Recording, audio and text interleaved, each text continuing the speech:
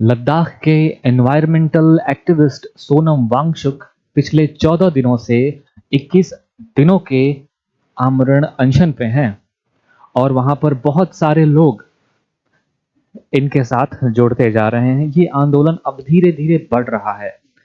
इनकी मांग है कि लद्दाख को, जो कि Jammu and Kashmir reorganisation act से पास कर दिया गया था 5 अगस्त 2019 से, उसको एक यूनियन टेरिटरी बना दी गई थी।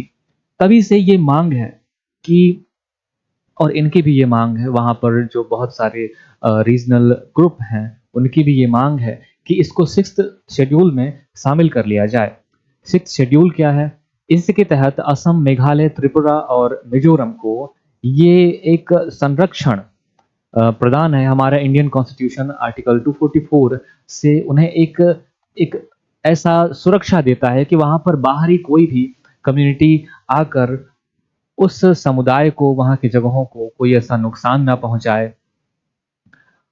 यूनियन टेरिटरीज़ दिल्ली और पौंडीचेरी भी हैं, लेकिन वहाँ पर अपना लेजिस्लेचर है, जबकि लद्दाख में ये सुविधा नहीं दी गई।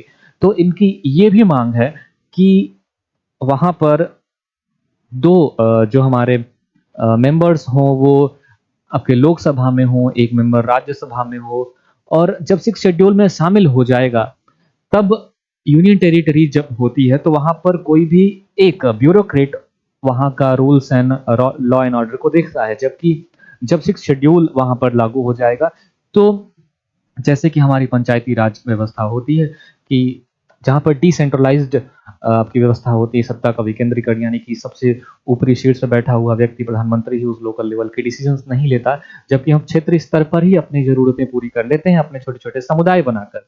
उसी तरह से यहाँ पर लोकल ग्रुप्स होंगे, जो कि अपना डायरेक्ट सेंटर से डायरेक्ट डील कर पाएँगे, ना कि किसी आपका ब्यूरोक्रेट के थ्रू इनकी ज़रूरतें पूरी होंगी।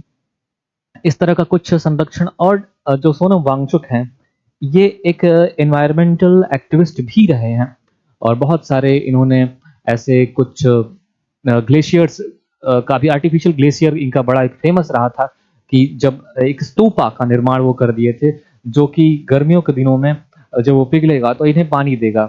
एक बड़ा ही फेमस इनका मॉडल रहा था। इसके अलावा ये जाना जाता है कि इन्हीं के लाइफ़स्टाइल से इंस्पायर होकर थ्री इडियट मूवी में जो आमिर खान का रोल था, इन्हीं के ऊपर बेस्ड था।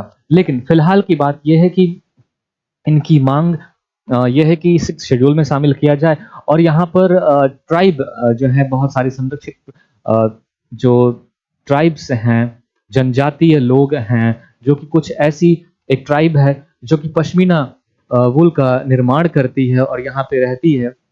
आपको लद्दाख की ही एक चांगपा ट्राइब है, और जो कि -40 डिग्री लद्दाख का टेम्परेचर, अभी जो लोग आमरण अनशन पे बैठे हुए हैं, वहाँ पर रात में -10 -20 डिग्री सेल्सियस टेम्परेचर हो जाता है।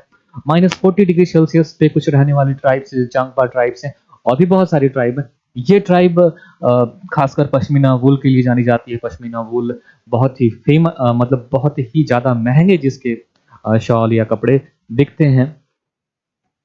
उसके बाद बहुत सारी ऐसी पक्षी हैं, स्पेसीज़ हैं, जो कि सुरक्षित रहेंगे।